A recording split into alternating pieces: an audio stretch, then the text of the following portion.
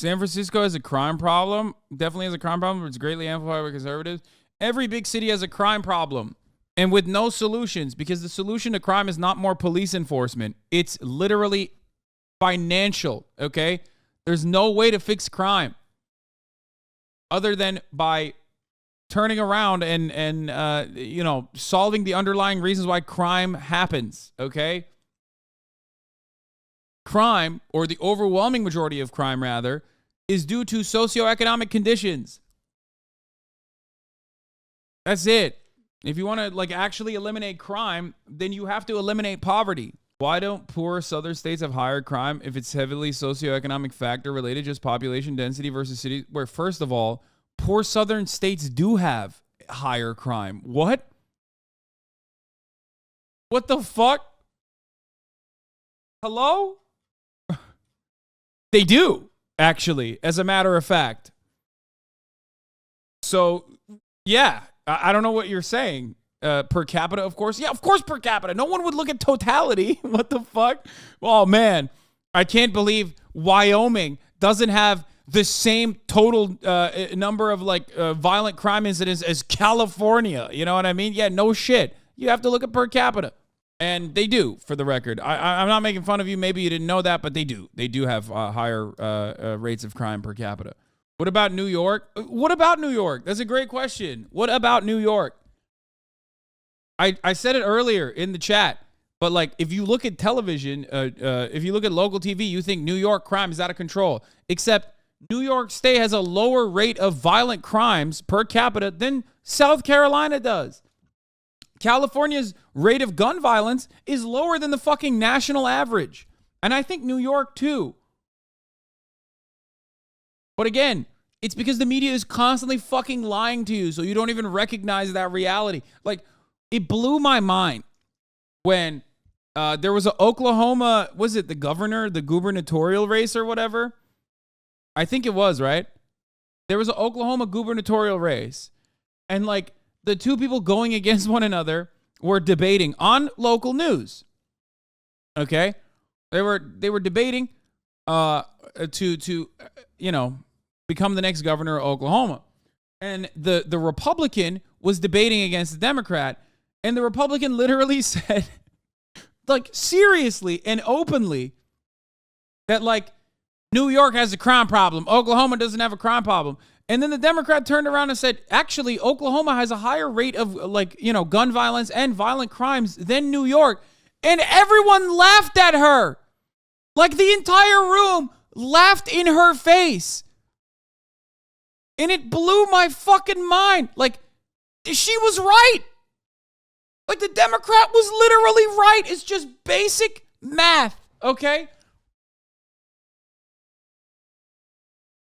Yeah, including the fucking moderators.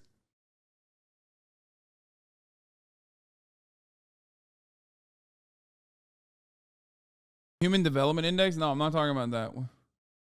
Oh, yeah, this one. This is it.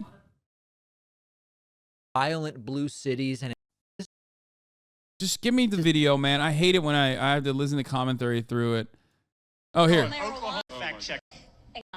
Let's talk about the facts. The fact is, the rates of violent crime are higher in Oklahoma under your watch than in New York and California. That's a fact. Well, we'll have that fact checked by the Frontier. What do you mean we'll have that fact checked by the Frontier? Your job as a moderator is to already know that. You should know that, you fucking idiot.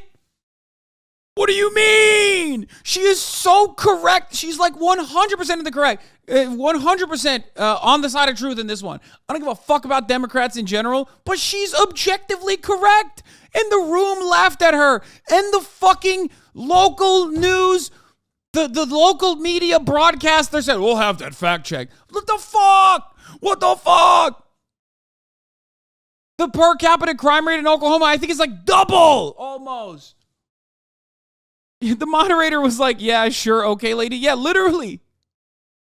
I saw this, and I felt like I was losing my fucking mind. I'm like, dude, she's right. She's fucking right. Here's you explaining this to normies, podcast Even then, timestamp. part of me thinks that crime is escalating to a point where we need more police officers because it's so prevalent. Like I've seen. You bring up a good point. Like, First of all, crime is not escalating technically. That is, even if you look at police numbers, police data, crime is actually decreasing. But everywhere in the media, they're like, oh my God, crime is so bad. You would think that crime is worse in California than it is in like South Carolina. No, it's not. South Carolina has a much higher rate, for example, of murders than New York. But Didn't they decriminalize a lot of the things in California too? No, that's, again, a lot of this stuff is portrayed in the media in a way to draw out hysteria towards it. And then you see homeless people like defecating on the street. And then you think, oh my God, the media is correct. Crime is fucking skyrocketing. Homicides are up. That's true. Certainly. The main component, though, is not our police budgets, because police budgets have fucking gone up year over year over year. The Los Angeles Police Department spends $8 million a day just to operate. $8 million a day. And hey, if you get your fucking car broken into, good luck. You know, you call them up, they're like, sorry, nobody on the line. You know, But doesn't that promote, in a way, more crime? Because what I've seen, again, this is me personally, have seen this firsthand, but the level of crime out in the open, I've never seen that before in my life as someone who worked like Beverly Hills, West Hollywood. I've never seen before someone in the broad daylight smashing a window. But over the last 2 years, I've seen and heard more stories firsthand about people in broad daylight being robbed for their watches, walking down the street in a crowded space. Someone pulls up, smashes a car window, grabs it, and everyone's just kind of standing there looking. The police won't respond to it because it's not worth their time. It's not. Yeah. And also, they're fucking super lazy. Let's be real. There's no other sector where like there's no other sector in which people go, oh yeah, they're just bad, but we got to give them more money. But part of me thinks it's just because it's so prevalent because it's not enforced, because the penalties are not as strict as they should be for that level of crime. America houses the largest number of caged people, not free people, prisoners on the planet. We are 4% of the entire planet's population, and yet we have 25% of the entire planet's prisoner population. We have a very draconian attitude towards crime and punishment. And unfortunately, in other countries where they have a much more understanding approach that focuses on rehabilitation, they have better results of reintegration. They have lower recidivism rates. It is demonstrably failed. Our carceral state is an abject failure. We've even baked in the profit incentive into it in the form of private prisons, which are just abhorrent by other country standards. Norway literally has a non-extradition treaty for many crimes to the United States because they consider U.S. prisons to be a regularly violating human rights, solitary confinement, and even like regular prisons, like regular jails, like Rikers and whatnot. Should be shut down, but are currently operating with like millions of people. I mean, not millions, but thousands of people that are going through that jail system without even a court date. We have basically proven time and time again that like these kinds of we're gonna fucking tackle crime head on by beating people's heads in. Not working is just a failure. In other places where they don't do that, it's not a failure. What is the main difference, though? It's because crime doesn't happen because people are bad people. Certainly, there are still, of course, going to be perverts, freaks, whatever, antisocial personality disorder related crimes. But crime, for the most part, is a consequence of your material conditions. That's why when there's more poverty, like in a state like South Carolina, there's more crime. There's more violent crime. And what? I was high-key mad when Hasan referenced South Carolina as a crime-riddled wasteland, but then I went to Walmart on Mother's Day and witnessed two men trying to fight each other while one of them wielded a machete. This was in the middle of the day on Mother's Day. Yeah, we got problems here. Again, that's an anecdote. That shouldn't change your mind. That is not how you fucking change your mind. Look at the data. Google it. California, living here in Vienna, Austria for numerous years, and can absolutely stand by what Hasan is saying in regards to the Vienna public housing project. What makes it so successful is that it's actually quite desirable housing at subsidized prices, not only for low income, but for the middle class. Hearing Hasan talk to someone who isn't just yelling talking points at him is so refreshing. Made me realize he barely gets to relax on camera and just talk. Lol. Exactly. I think it's important that we all listen to contrasting perspectives. I'm subbing because after watching both the episode of Brett and the one on Hasan, I see how unusually mature and reasonable you hosts are. Amazing. I can't believe how accurate his info was when the editor implemented his exact talking points via the edit. Yep. It's like this on his channel too. The vids are just cut up from his streams, and the editors always accompany the random specific information he spouts off with a graphic. I don't know how he remembers all of it. Let's go. Finally, some motherfuckers are recognizing that this dome is filled to the goddamn brim. Okay? It's filled to the motherfucking goddamn brim with useless information that is actually quite useful when you're having a normal, casual conversation where I just go like that and rattle off a piece of correct empirical evidence to accompany my fucking takes. Love you, Hasan. Thank you for always being clearly articulate what I struggle when having these discussions. This is such a fantastic episode. Hey, Graham, just wanted to say a different podcast. It's amazing how well-spoken he is when he's off Twitch. I mean, even on Twitch, he can articulate points pretty well, but damn, this is a great podcast interview. Let's go.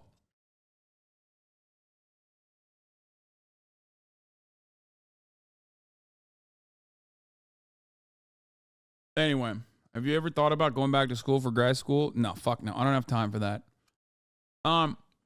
Anyway, the reason why I was mentioning this, respect to them giving us on a miniature water bottle just so he looks particularly massive. Yeah.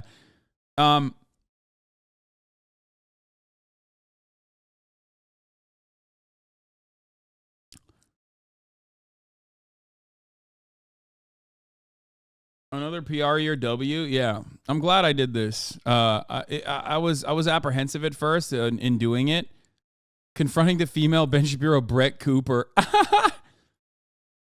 Pure evil. Confronting Hasan Piker. Why capitalism is horrible.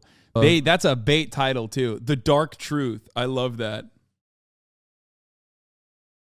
This podcast was a great way to introduce normies to Hasan and the basic beliefs about what is wrong and steps to fix those wrongs. Anyway, they went from Brett Cooper to you. Yeah, I know. They did that back to back. They told me that they were doing that too. I mean, I don't care. I like it. But yeah, I am a lot better, I think, when I'm doing like a regular podcast interview or even a debate on television, because that format is where I thrive, because I'm constantly fucking battling demons in my chat. Okay. Oklahoma's intentional homicide rate is almost double even New York City's rate in 2020. Yeah.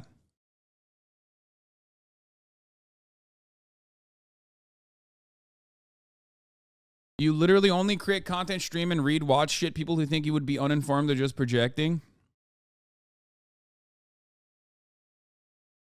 There is a point about the internet, social media in regards to crime. Not often do I like Neil deGrasse Tyson, but there's an old video where someone brought up like police brutality or something, and he pointed out the illusion of uptick in frequency can be partially attributed to our information access increasing as tech has expanded. A great example of like the crime hysteria that exists in the United States of America is accompanied by apps like Neighbor or Ring or numerous other applications that is constantly like giving you round the clock, real time information, oftentimes like biased too and not even correct. Next door, not Neighbor, sorry, Next Door, like telling you like what crimes are happening in the city. Those crimes have always been happening in the city. Okay? It's a part of living in the city. It sucks. But like you are way, way more tuned into it when you see it all the fucking time.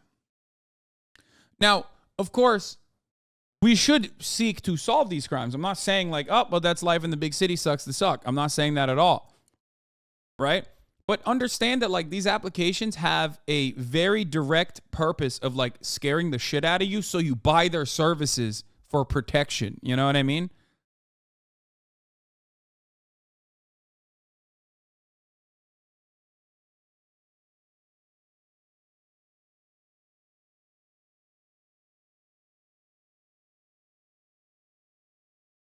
Look at our media. Mentions a topic relative. Oh, crime. Yeah. The figures below compare the average percentage of 15-second segments in a given day during a 10-day chunk of the month with the average percentage 10-day chunks over the first 6 months of the year. This is mentions a topic. Crime has majorly increased overall leading up to an election because they always do that before they do the midterms. Superintendent. It's also a fact that medical Hang on, marijuana. Oklahomans, do you believe we have higher crime than New York or California? That's what she just said. Safety and security is my. So I am losing my fucking mind. This fucking dumbass is wrong. She's correct. But the room is responding positively to him because of their fucking biases, dude. What the fuck is going on?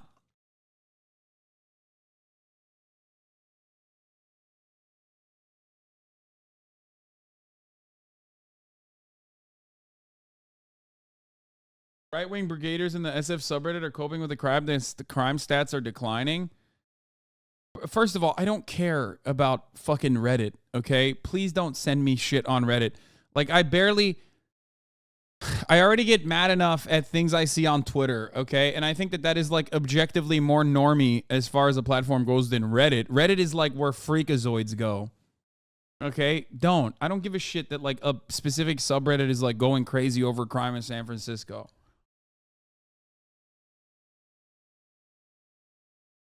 What?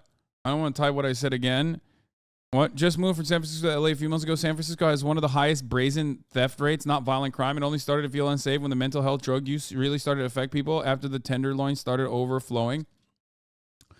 Yeah. The problem with no. Here is what it is. No, brazen crime as far as like what you see. I don't know what the tenderloin is. I don't know what that means. I don't know what the fuck he's saying. But like as far as like retail theft and shit like that, that's like out of control or happening regularly in places like San Francisco, there's certainly a reality, okay? There's certainly a reality to like the brazen in the fucking broad daylight crime that you see, except it happens because it has an incredibly high rate of poverty, an incredibly high rate of wealth and income disparity, incredibly high rate of homelessness, and all of the accompanying issues that come along with that. And the only way that you can solve that is not by like, trying to actively over-enforce or over-police said communities, because you can't, because there's a constant new wave of people becoming homeless, a constant new wave of people looking to crime to like survive, right? The only way to solve that is by offering people opportunities and both financial opportunities and also a place to live.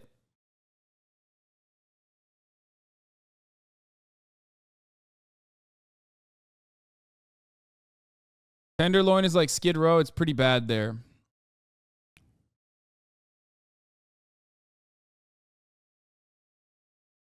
Can you imagine if Dem moves with even a 1 millionth of the conviction that conservatives do? I would go crazy if Dems just hit some annoying hog with the Georgians. Do you think this guy is making up facts? Yeah. Tenderloin is the Skid Row of San Francisco.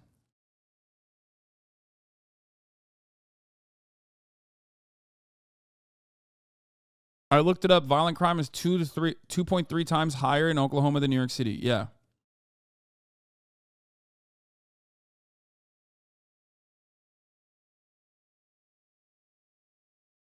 So, if you want to talk about like, I don't know, solving some of these homelessness problems, right? It does come through crime enforcement. It's just that it's not about enforcing, loitering laws on homeless people. It's about crime enforcement at the highest levels of society. It's about what landlords are doing. It's about criminalizing not loitering or not criminalizing poverty, but instead criminalizing people who are doing things that are perfectly legal, but are completely immoral. Okay? But we will never do that because our entire society is designed around protecting the wealthy. So we're never going to do crime enforcement on people who are doing like wage theft or shit.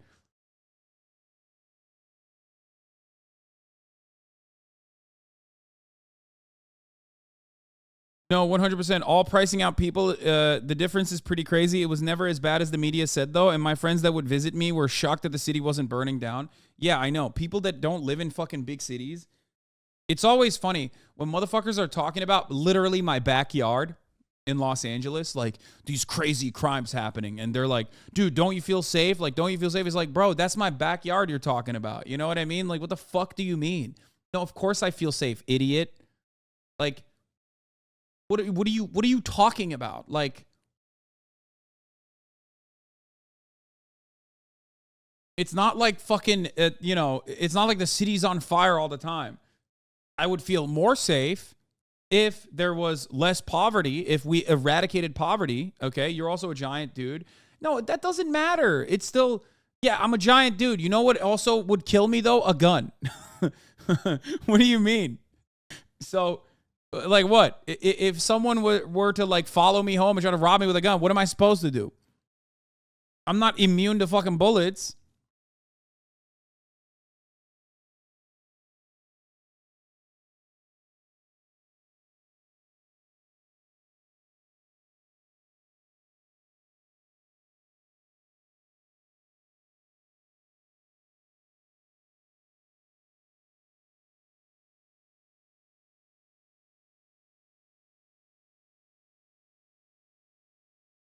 Anyway, just my point is there are plenty of moments where like I've talked about this before. There are moments where like, of course you feel unsafe, or at least you feel unsafe for those in your life, like my mom, you know what I mean? When like the serial masturbator dude used to jerk off right next to my house all the fucking time, or would like try to break in to my house. But there is no like good way to deal with this problem, because we don't want to deal with this problem.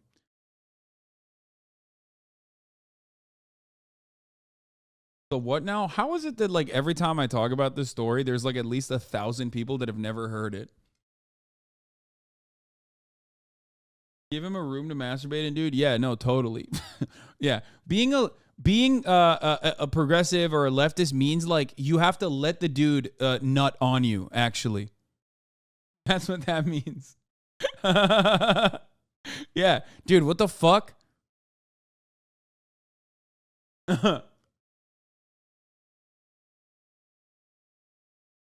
You tell it at least once a week and sub still, at the story. Yeah.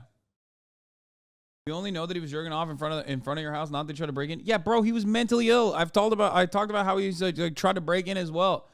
There's not much you can do.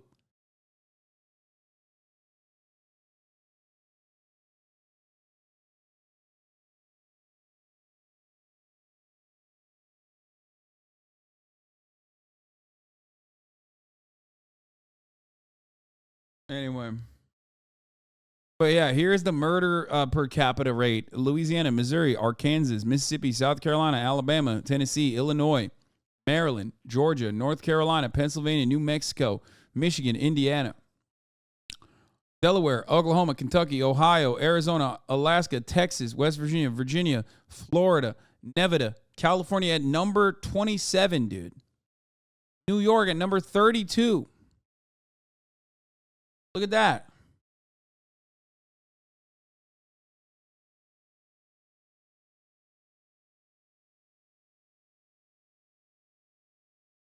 Seems like that might be out of date. It's from 2020, but it is pretty funny that you think that like this has dramatically changed now. Like you think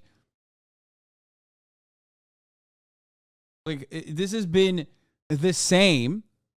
Like this leaderboard looks pretty identical. Okay, it looks pretty identical year over year, but if you think that it's like dramatically different, let's look at 2023. You know what I mean?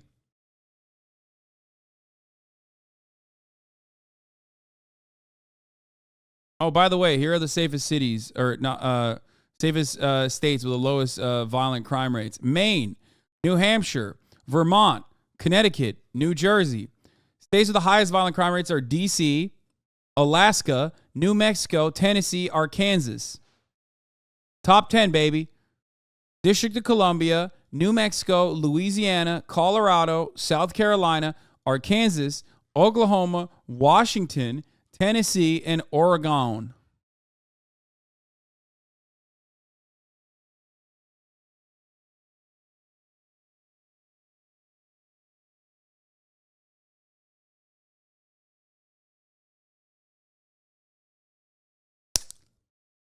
Literally just names the least populated states. Wait, what? Let's go. Montana is not on the list. I mean, probably not far up there. I mean, it's probably not that far behind the other states that we just looked at. Where is it? I don't see it on here. Yeah, it's fucking right next to California. North Dakota. Right in between California and North Dakota.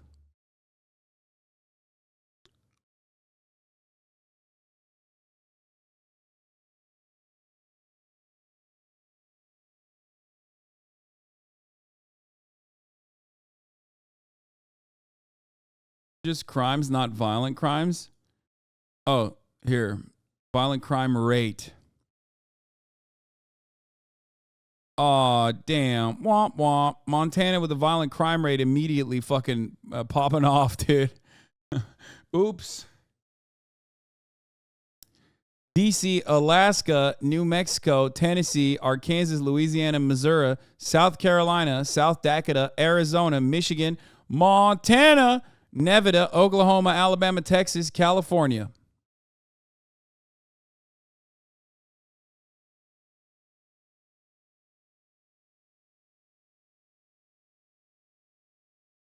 Anyway, the point is, if you look at you know, the rate of poverty in these places, you'll see quite the similar chart.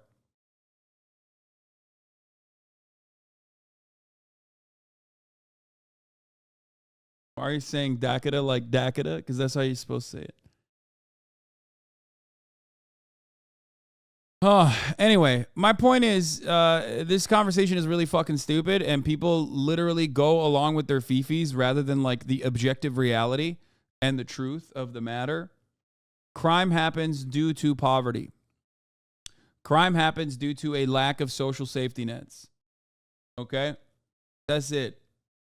And if you look at the poverty rates by state, Mississippi, Louisiana, New Mexico, Arkansas, Alabama, that's crazy, man. 5 states with the lowest poverty rates: New Hampshire, Utah, Minnesota, New Jersey, Washington. States with the 10 highest poverty rates also happen to be almost an identical fucking list to the states with the 10 highest violent crimes. Now, there's also wealth inequality that you need to look at, because this is like overall looking at just poverty. But I wonder what it is. I wonder what makes this look so similar to the other one.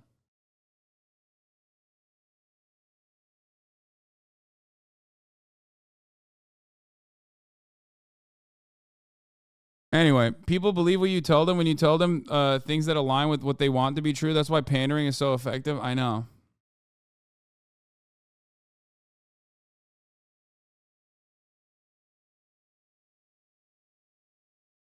So,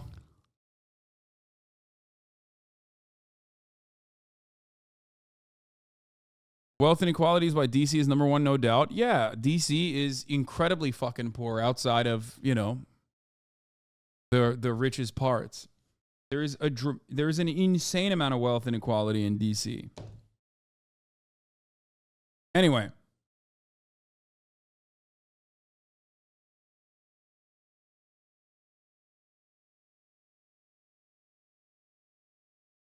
Another component of this, by the way, is that abject poverty has been systematically enforced upon black populations. So that's part of the reason why a lot of dumb racist motherfuckers will look at that and go, "Oh, that's where all the black people live." It's like, no, dumbass, that's where the fucking poor people live. And you happen to live in a country that purposely enslaved black people and then kept them poor to this fucking day. That's it.